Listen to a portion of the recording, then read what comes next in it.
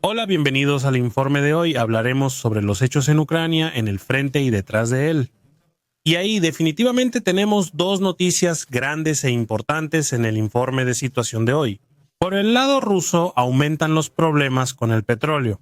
Los ataques ucranianos no quedan sin efecto y eso incluso podría afectar la propia producción de petróleo. Por eso queremos hablar de eso, así como del primer paquete de armas o los primeros paquetes de armas que llegan nuevos desde Estados Unidos. Porque el gobierno de Estados Unidos ahora ha aprobado oficialmente la venta de armas a Ucrania. Queremos hablar de eso y de lo ocurrido en el frente. Luego, como siempre, habrá preguntas y respuestas por unos 30 minutos. Después de que terminemos aquí, continuaremos en Twitch probablemente con algunos videojuegos. Vamos a ver qué se juega ahí. Si no tiene nada mejor que hacer esta noche, está cordialmente invitado. El enlace al canal de Twitch lo encuentra en la descripción, pero yo diría que con eso empezamos con el informe de situación.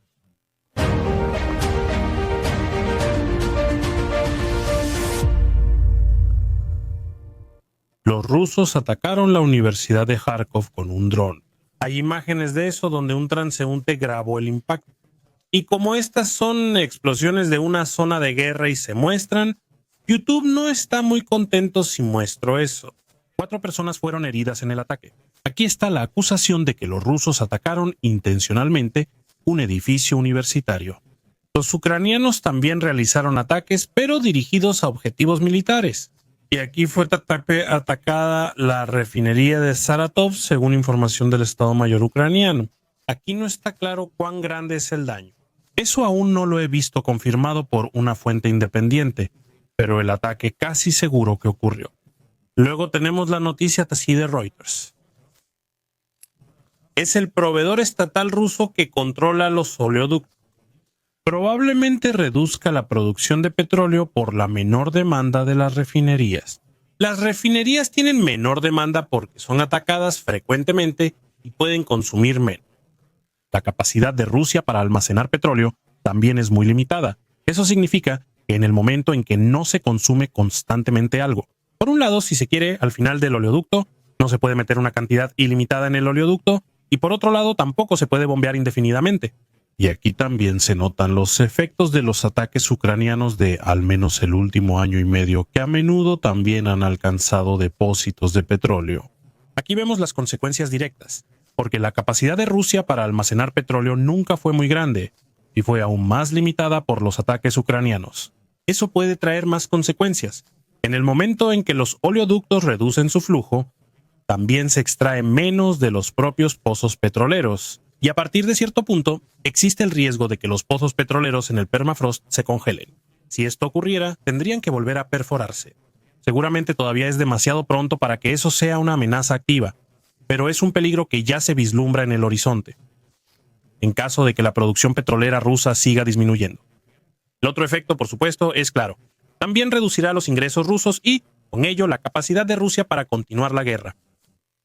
Revisamos los hechos en el frente. Iniciamos con Sumy y Kharkov, pero ambos los omitiremos. No hay informes confirmados sobre cambios en el terreno allí. Seguimos hacia el frente oriental y ahí tenemos una geolocalización de Kupiansk. Que los rusos han avanzado más en la parte norte de Kupiansk, es en este lugar, aquí es donde han llegado los rusos. El mapa de Deep State ahora muestra más o menos esta zona y también esta zona aquí. Vemos confirmado por parte de Ucrania que los rusos están avanzando lentamente dentro de Kupiansk. En Kupiansk, los rusos supuestamente usan ropa civil para infiltrarse, según los ucranianos. Vamos a profundizar más en este tema en un momento. Por ahora, sigamos con el frente. Aquí y allá es donde está. En la cabeza de puente en el lado este de Loskil hubo un cambio. Los rusos avanzaron al noroeste de Stepova Novoselivka. Aquí los tenemos.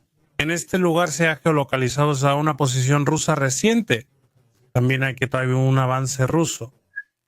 Más al sur, los rusos han entrado en Yampil. Aquí en ese lugar, en la parte oriental, también lo hemos geolocalizado. Aquí los rusos están ahí. Y en este caso, los ucranianos dicen que esto ocurrió con ropa civil.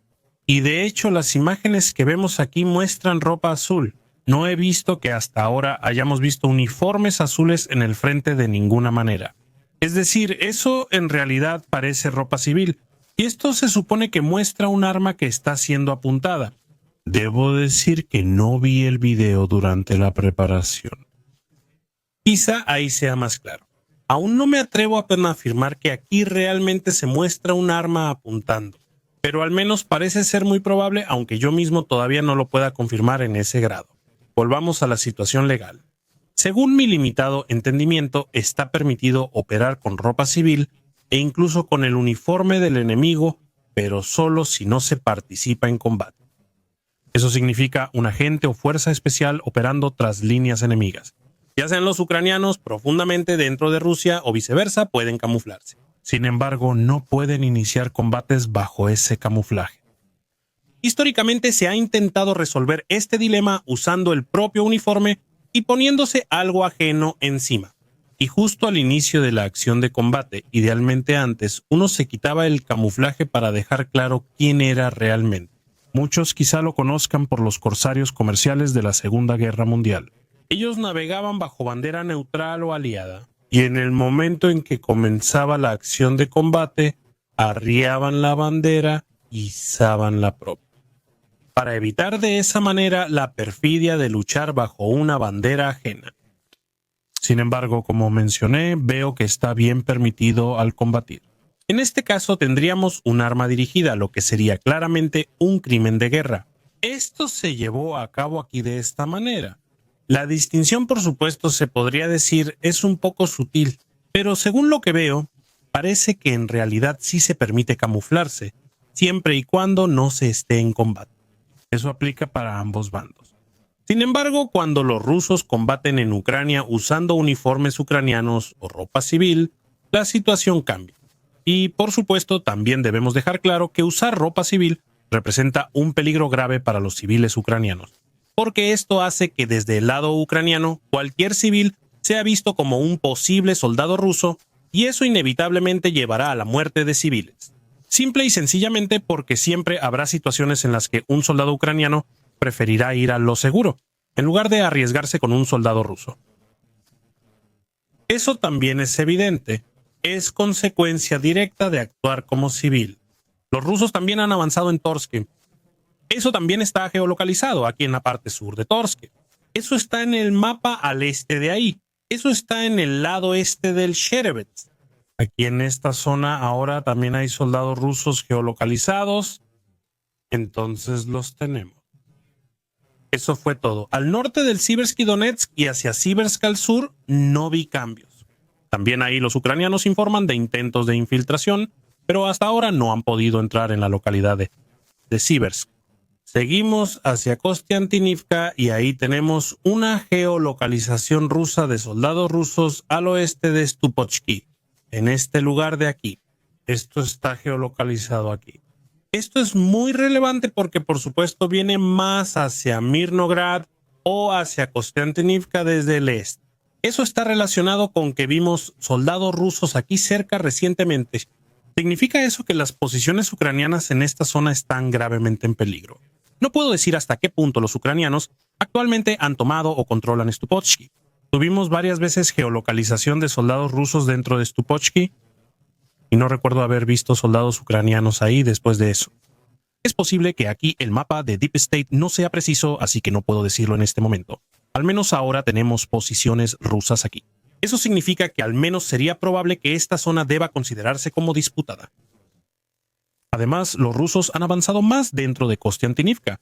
Hemos geolocalizado esto aquí, en este punto. La última vez los rusos estaban más o menos aquí. Eso correspondería a un avance de unos 300 metros que los rusos lograron. Entonces ahora están más o menos aquí después de que antes estaban aproximadamente aquí. Así que siguen avanzando dentro de las dachas de Kostiantynivka. Eso fue todo desde Kostiantynivka. Los rusos también lograron avances en Pokrovsk. Aquí en Chayov han llegado hasta el momento. ¿Y qué se ha geolocalizado hasta este punto aquí? ¿A dónde han llegado? Si no me equivoco, debería ser aquí. Entonces, en una zona que los ucranianos marcan como liberada en el Deep State Map, vemos actividad rusa reciente. Sin embargo, los rusos definitivamente fueron rechazados en Pankivka. Eso es nuevo. Por un lado tenemos a Azov, que dice que rechazaron a los rusos y que habrían liberado Pankivka. Esa es una declaración ucraniana. Y vemos el Deep State Map, que también es ucraniano, donde indican que Pankivka está liberada. Sin embargo, tenemos una confirmación del lado ruso, según la cual los rusos habrían sido expulsados de Pankivka. Aquí solo se niega que esté bajo control ucraniano, sino que se le atribuye a tierra de nadie.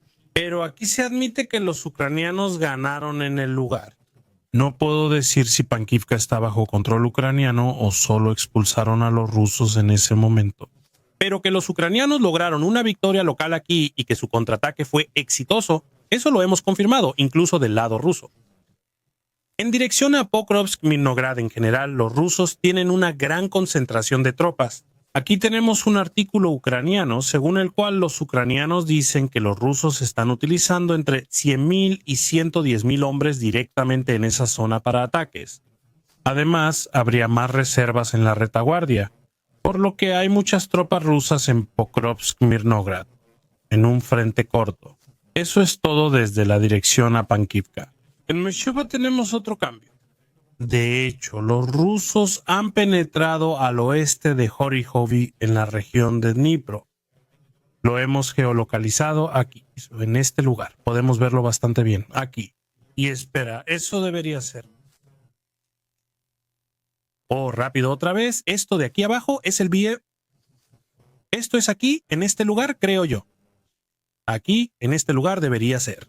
Esos serían más o menos 1 kilómetro o más hacia el oeste.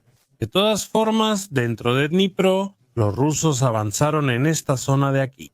En dirección a Pokrovsk, los rusos también avanzaron, específicamente en la localidad de Novo. Los hemos geolocalizado una vez al sur de la localidad misma y también al sur de ahí. Eso significa que debió haber sido aproximadamente en este lugar y más o menos aquí. Y el mapa pro-ucraniano Deep State ya le ha atribuido aproximadamente esta zona a los rusos. Eso significa que los rusos avanzaron y ese fue su único éxito en ese lugar. La tendencia principal no cambia. Los ucranianos realizan contraataques locales exitosos. Eso tampoco es nada nuevo, pero en general los rusos siguen avanzando. Sin embargo, sus avances son todos muy limitados en cuanto al volumen y la distancia que logran avanzar. De esta manera, por supuesto, Rusia no va a ganar, pero también hay que decirlo abiertamente. De esta manera, Rusia tampoco tiene que ganar. En una guerra de desgaste también puede agotar a los ucranianos sin controlar todo el territorio, pero eso debe lograrse primero. Los rusos tienen ocasionalmente éxitos aquí en dirección a Pokrovsk y ocasionalmente algunos en dirección a Mishcho. Los éxitos en dirección a Mirnograd y Pokrovsk fueron recientemente aquí en el sureste, pero fuera de eso ya no están avanzando realmente allí, ni tampoco en dirección a Dobropil. En general, los avances en el norte solo han sido moderadamente exitosos. Lo que pasa aquí con las conexiones rusas y también hasta qué punto, por ejemplo, Kucherivia, como afirma el mapa aquí, está realmente aislado, sigue sin estar claro. Según lo que veo en la geolocalización y lo que veo en mapas más neutrales, no olvidemos que Deep State Map es útil pero claramente pro-ucraniano. Ahí sigo sin ver una prueba de que Kucherivya esté realmente aislada, aunque ciertamente es posible. Así que en esta situación, aquí hay en gran medida un estancamiento. Los ucranianos también han traído fuertes reservas. Tampoco debería sorprendernos que los rusos no avancen. En dirección a Kostiantynivka, lo decisivo de la semana pasada es que técnicamente los rusos han penetrado en Kostiantynivka. Hasta ahora, entre comillas, solo han sido las dachas, es decir, pequeñas cabañas de jardín en una zona no densamente urbanizada, pero técnicamente ya es Kostiantynivka. Y en consecuencia, probablemente solo sea cuestión de tiempo para que los rusos penetren en la zona urbanizada. En el sur, especialmente al sur del embalse, los ucranianos están claramente amenazados. Los rusos ya están aquí, por lo que el suministro al sur es cada vez más difícil. Y todo esto también mientras los rusos reaparecen al oeste de Stupochki, es decir, avanzan hacia Kostiantynivka ahora desde varias direcciones. Kupiansk, la situación continúa problemática. La pérdida de Kupiansk podría causar la pérdida de la cabeza de puente al este del Ostkiv y probablemente debería ocurrir a largo plazo. Por supuesto, todavía hay formas de abastecer de otras maneras, existe la posibilidad de usar puentes de pontones y cosas similares que se pueden emplear aquí. La logística depende sobre todo de Kupiansk. Si se pierde Kupiansk, el suministro de las fuerzas ucranianas en el este estará muy presionado. ¿Qué pasa? En cuanto a Kharkov y Sumy, no se espera que allí cambie nada fundamentalmente. Para ambos bandos, eso ya es un frente secundario, donde ninguno de los dos tiene las reservas necesarias para provocar un cambio fundamental en el frente. Luego del lado ucraniano tenemos la declaración de que los rusos avanzan más seguido solo para mostrar la bandera y luego se retiran nuevamente. Eso significa que al mostrar banderas en la geolocalización, muchas veces no reflejan la realidad. Ya hemos hablado de eso muchas veces. Ya hemos mencionado varias veces que eso se dice constantemente, que la parte rusa ya entendió desde hace tiempo que mostrar banderas tiene un efecto psicológico. Por supuesto, del lado ruso también puede haber interés en hacer eso para informar a los superiores que se ha conquistado una localidad. Posiblemente ejercen presión para que sus tropas avancen en el terreno. Y al enviar a una o dos personas para que muestren la bandera y tomen una foto, tal vez los de más arriba se den por satisfechos. Esa es la explicación. También debemos decirlo claramente desde el otro lado. También por parte ucraniana hay interés en difundir esa narrativa, porque eso a su vez indicaría que del lado pro-ucraniano no hay pánico. Aunque se muestre una bandera en algún lugar, uno pensaría que los rusos solo hicieron otra operación, incluso si realmente conquistaron una localidad. En general, aquí sigue la noticia de que mostrar banderas siempre debe verse con cierta precaución. Ya hablamos de esto antes y debemos considerarlo en el futuro. Además, hay buenas noticias para Ucrania. Un Antonov 70 de Ucrania voló a Polonia, desde Ucrania. Una vez más, tener una señal, una buena noticia para...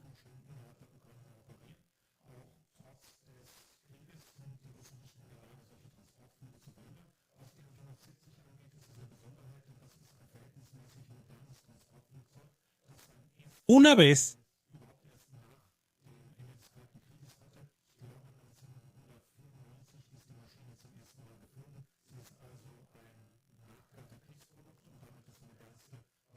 Tener una buena señal para Ucrania.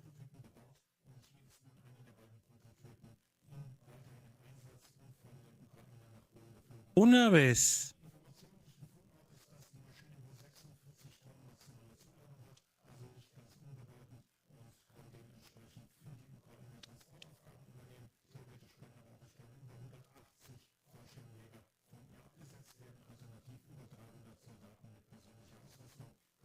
señal una vez. Luego tenemos noticias sobre sabotaje, operaciones especiales, etc. Según los medios franceses, colocar cabezas de cerdo frente a mezquitas en Francia, lo cual ocurrió a principios de año, fue una acción rusa para sembrar discordia dentro de Francia. Obviamente con la esperanza de que eso provocara disturbios entre musulmanes y personas de otras creencias, lo que probablemente distraería a Francia de seguir apoyando a Ucrania, aunque no está claro. Para estabilizar la situación interna, según los medios franceses, esto se atribuye a los rusos. Por su parte, los ucranianos llevaron a cabo nuevamente un atentado con explosivos contra un cuartel en Rusia.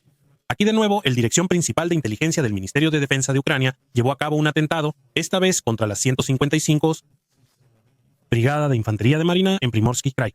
Aquí no está claro ni confirmado de manera independiente qué fue exactamente lo que se dañó o qué pérdidas sufrieron los rusos. Pero vemos que por parte de Ucrania siguen actuando contra unidades y personas que desde la perspectiva ucraniana son consideradas criminales de guerra para hacerlas rendir cuentas de esta manera según el punto de vista ucraniano. Luego pasamos a más noticias directamente desde Ucrania. Ucrania, dice ella, ha equipado ahora el dron Viri 10 con inteligencia artificial para lograr una asistencia en la fase final de aproximación. Eso hará los drones de 2 a 4 veces más efectivos. Debemos entender que la guerra electrónica en los vehículos de combate, que hoy en día se usa mucho allí, ya sea en tanques de combate o en vehículos más pequeños, actúa como una especie de cúpula. Es decir, generan una especie de domo en todas las direcciones alrededor del vehículo, donde la comunicación con los drones se ve interrumpida. En la aproximación final, en los últimos metros, la conexión se corta. Esa distancia varía. Por supuesto, depende del tipo de dron, de la potencia de la señal del dron y de la comunicación con ellos, pero también de la potencia de la guerra electrónica en sí. En general, durante la aproximación final, si existe un sistema así y se utiliza en las mismas frecuencias que el dron, se pierde la conexión. En ese caso, los ucranianos han estado usando una modificación del firmware de estos drones desde hace tiempo, en el momento en que se pierde la conexión. No hace que el dron se detenga como suele pasar con los drones comerciales normales, ni que el dron intente regresar, sino que en este caso han hecho que los drones siguen las órdenes más recientes de control. En resumen, después de perder la conexión, el dron seguiría volando en línea recta para así, en el mejor de los casos, todavía alcanzar el vehículo. Eso sería desde el lado ucraniano. Si ven un vehículo en movimiento, los pilotos tienen que calcular una cierta anticipación en caso de que se pierda la conexión para que aún así logren acertar. De esa manera funcionó de forma aceptable. Ahora, los drones BD-10 que también vemos aquí se utilizarán en el futuro o ahora con inteligencia artificial. En este caso, el piloto asigna un objetivo a la aeronave no tripulada que él mismo identifica y el dron luego sigue el objetivo de manera autónoma durante la aproximación final. De modo que si en los últimos metros, digamos en los últimos 50 a 100 metros, se pierde la conexión, el dron no solo sigue volando en línea recta, sino que también realiza correcciones de rumbo para alcanzar el objetivo señalado al final.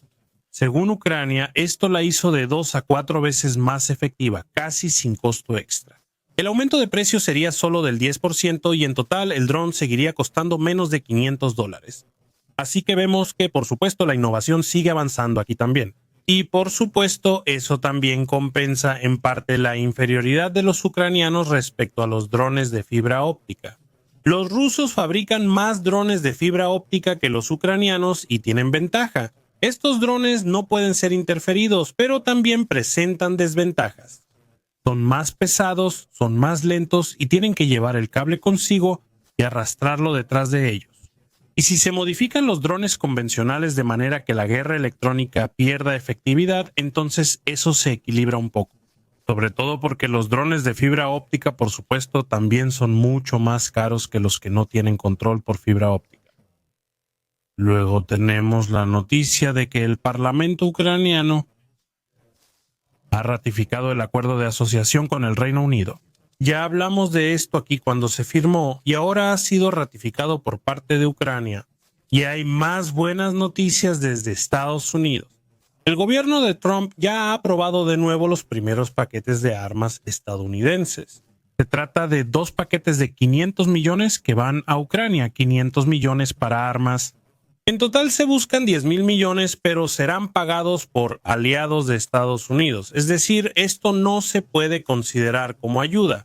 No es un nuevo paquete de ayuda que hayan preparado los Estados Unidos, sino que simplemente es una venta comercial que está siendo pagada por los aliados de Ucrania en Estados Unidos, para equipar a Ucrania con nuevas armas de esta manera. Ucrania misma espera reunir entre 3 y 5,000 millones el próximo mes para más compras. Eso significa que una gran cantidad de armas adicionales probablemente irá a Ucrania en un futuro cercano, al menos si el gobierno de Estados Unidos sigue aprobándolo. Eso es todo por el informe.